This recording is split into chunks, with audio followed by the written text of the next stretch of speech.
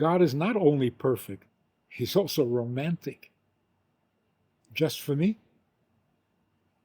Just me? Yeah, what's wrong? It's not divine. If you were God, you would also feel that. So what do we know about God that is divine? That he's infinite? That's just big. Nothing divine about that. That he's all-powerful? Stalin thought he was all-powerful. Oh, but he wasn't really all... No. Being all-powerful is not divine.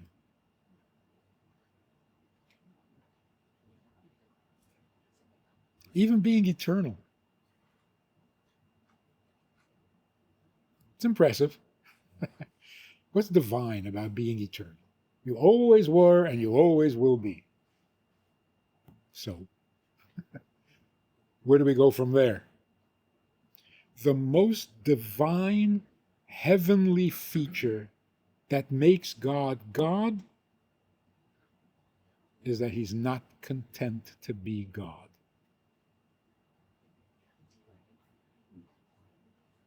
That is so divine. So that's a very between Judaism. Yeah, it's a very fascinating human fact.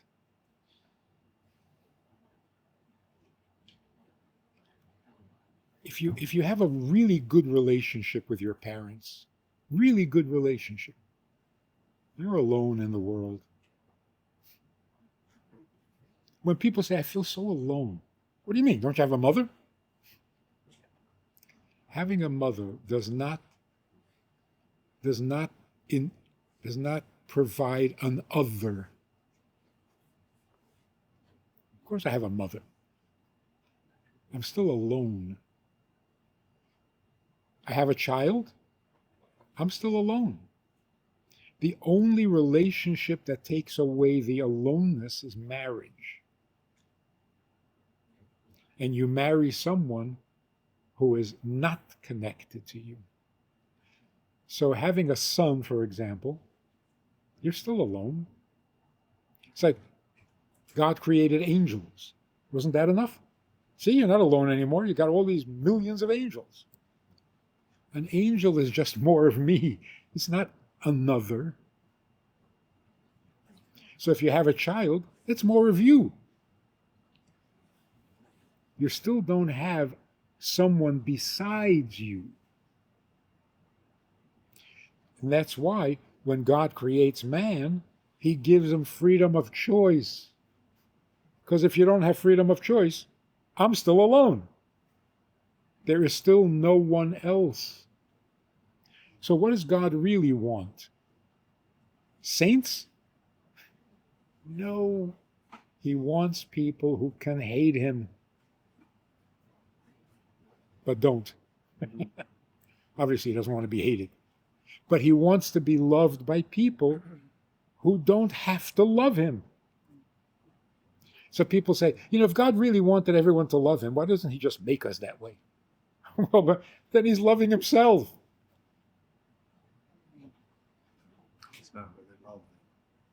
He's not getting our love, he's loving himself. You want my love? Well, then give me the freedom to hate you. I mean, this changes everything. It turns everything upside down. Let's go down the list. First of all, if God is the one who needs us, then going to heaven can't be the goal. He's looking for us. And we say, oh, no, I'm looking for you. God wants to come down to earth and be with us, and we want to go to heaven. We're not talking the same language. Wanting to go to heaven is not godly. There's a little selfishness there. You don't serve God by going to heaven. To some degree, you don't serve God by being a saint. And if you do go to heaven, What, you become an angel?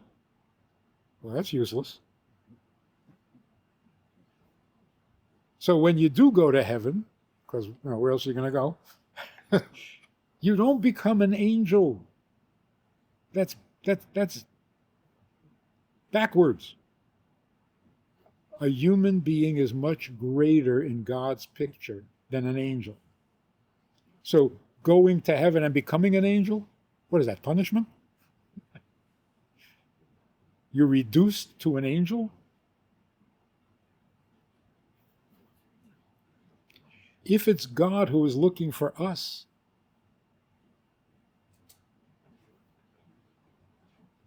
and you're really devoted to God, the fact that there is someone in some God-forsaken island who does not serve God is disturbing to you, because God is not getting what he wants. He wants every human being to be by his side. So the fact that I'm by his side, that doesn't satisfy God. And I'm here to serve God. So if you're not serving God, I can't be satisfied with the fact that I am, or even be arrogant about it. You don't serve God, I do. You can't do that. It's not even... The question is not, do I serve God? The question is God being served by his creation? So if there's one human being who isn't serving God, then God is not satisfied. And if you're serving him, the thought that he isn't satisfied disturbs you. And so you want to get everyone to serve God. Not because it's good for us, but it's good for God. Look, all needs, all greediness, all ambition goes out the window once you realize God needs you. Then there's no benefit to being arrogant. There's no benefit to being greedy. Why would you be? If I am here to serve him, why would I become arrogant about my needs and my rights and my wants and even my belief? That only happens if you think that you are the needy one and God is here to serve you. Then there's competition, then there's friction. Who's right? Who's wrong? Am I getting more? Am I getting less? How come you have and I don't have? That whole thing disappears. We're not here to have, we're here to serve. Yeah, but why does he have more than me? Who cares? So instead of arguing we should all get along because we have the same needs, the only way we get along is if God has a need and our needs become insignificant and silly.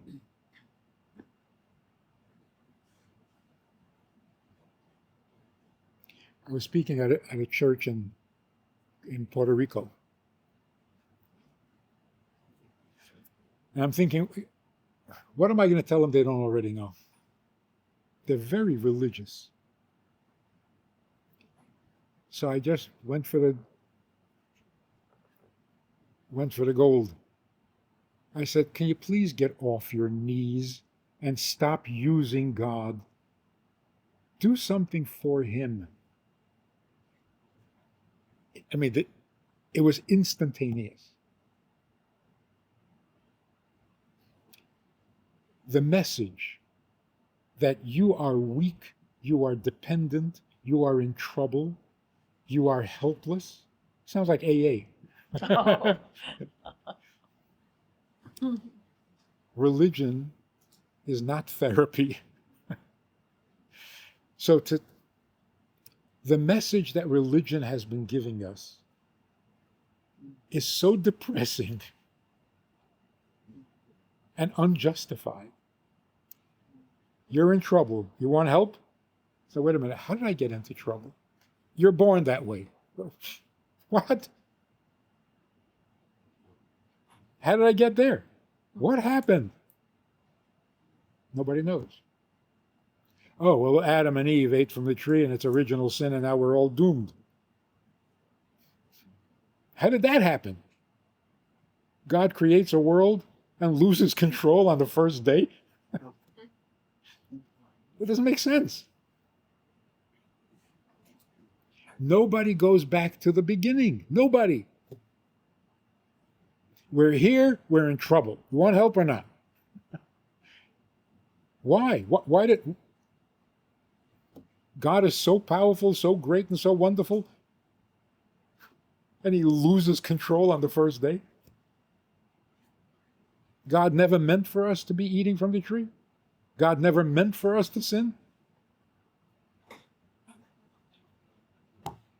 He may be really powerful and strong, but not strong enough.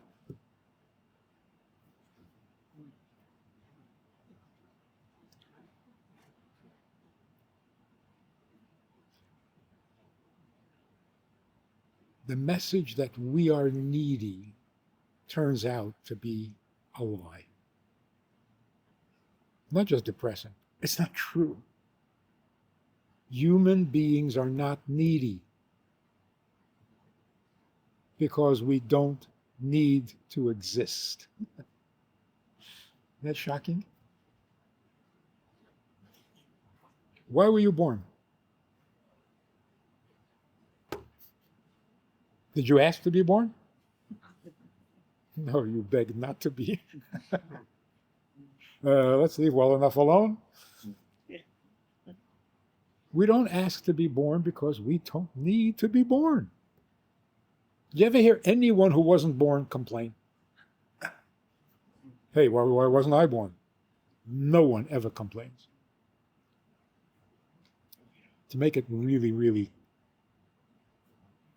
visually convincing, if the world ended tomorrow, over, nothing, everything stops existing, there is no world, there is no earth, there is nothing, would it be a tragedy? Everybody, oh yeah. So what, to whom? To whom would it be a tragedy? Isn't that scary? If the whole world stopped existing, no one would care. It's got to be the most humbling thought. Hey, that's my place. I was here first. What's the difference? If the world ended, it would make no difference to anybody. What are we fighting over? What are you getting sanctimonious about? Oh, my rights and my... Come on, knock it off. It would be a tragedy. If the world ended tomorrow, it would be a tragedy. To God. He's the only one that really cares or needs a world. We don't need anything.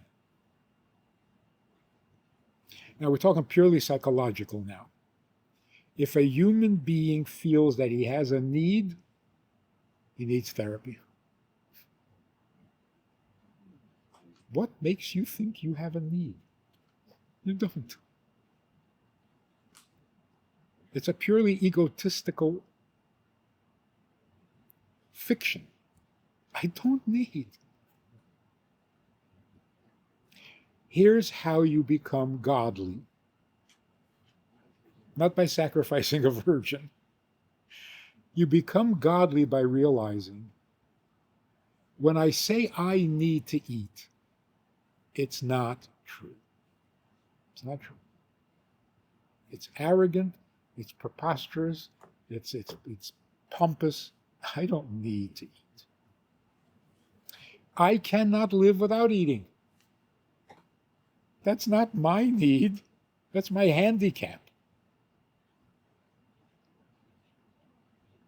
You want to be godly? When you get hungry, ask yourself, why did God do this to me? I don't want to eat. I certainly don't want to be dependent on food. It's embarrassing. I'm a human being, but I cannot survive without carrots. You need any more humbling than that? I can't live without vegetables. God made sure that I don't get arrogant. He said, no, no, no, no, don't get arrogant. You can't even live without a vegetable.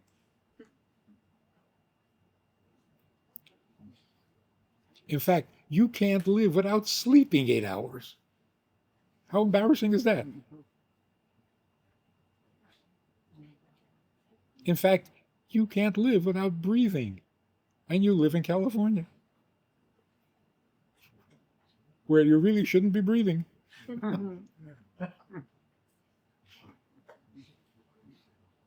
So here's godly. Godly means I need to eat. God created me with a dependency on food. It has nothing to do with me. In fact, if I designed myself, I would never do that to myself. Have to eat, have to sleep, have to breathe, need friends. No, thank you. I don't want those needs. But nobody asked me. Do you realize that every time you eat, you're serving God? Why are you eating? It's the way God created me. You're being godly. You stop being godly as soon as you say, I need to eat. Now you've severed yourself from God. And it's a lie. This is absolutely amazing. It turns out that religion and psychology that are supposed to help you only make it worse. A person feels, I have too many needs. I can't handle this. I need to raise my family. I need to go to work. I need to make money. I need to pay the mortgage. I need to be. You know why that's so heavy? Because it's not true. But when I feel that heaviness, I go for therapy.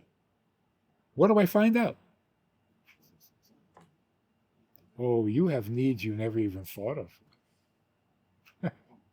You have no idea how many needs you have. Your mother never wanted you. You're jealous of your brother. You have a death wish. You're a narcissist. Thank you, thank you. So you run away. You say, I need relief. So you go to religion. Big mistake. I have too many needs. You think you have needs now? Wait till you get to heaven. Even dying will not relieve you of your needs. Well, thank you very much. There's no hope. So it turns out there is one simple solution. Stop lying. You don't need. God created you that way and you take credit? Claim it's your need? Stop it. You're making yourself depressed.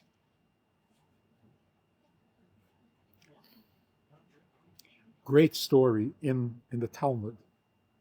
One of the sages, Rabbi Elazar, was riding on his donkey. This is how it's told, right? And he notices on the side of the road an extremely ugly man. Guess what he does?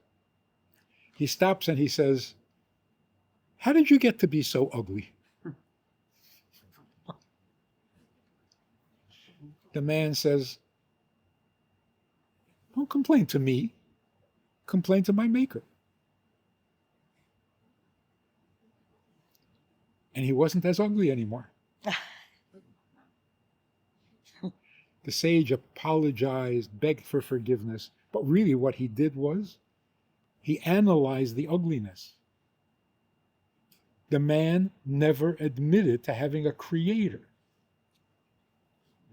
He was self-made. He was independent. He needed nobody and nothing, and that's ugly. So, thinking quickly, he said, how can I help this guy? What can I say to him? He said to him, self-made man, you did a very bad job.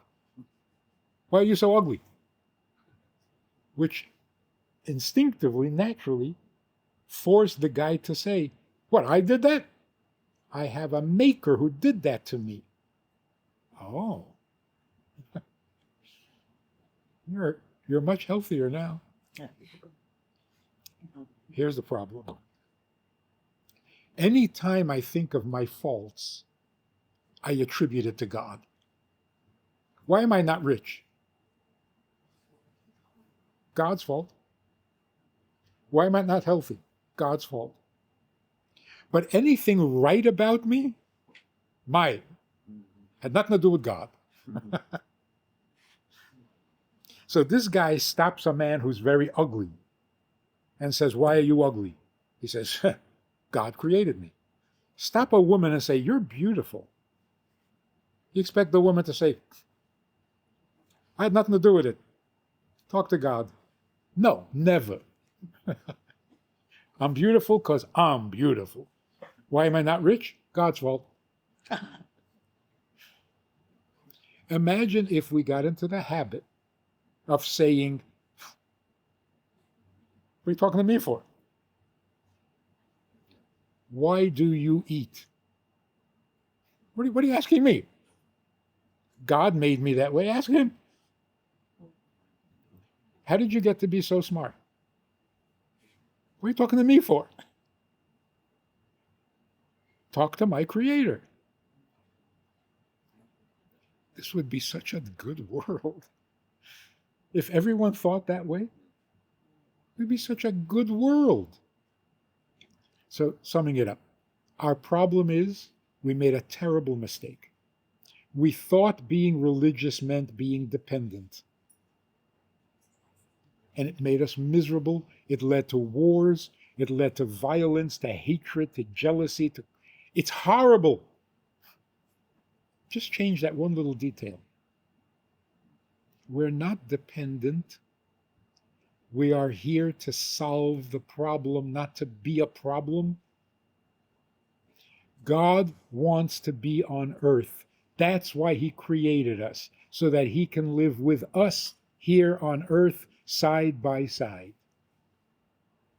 You have a minute? Do something for God. Not ask him for more. Don't use him.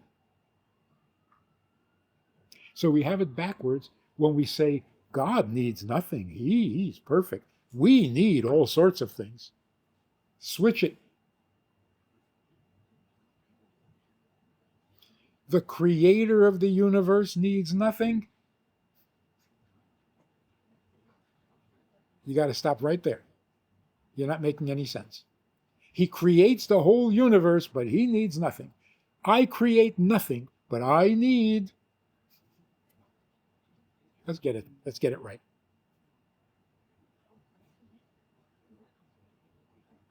If the world ended tomorrow, I couldn't care less. But he would be devastated.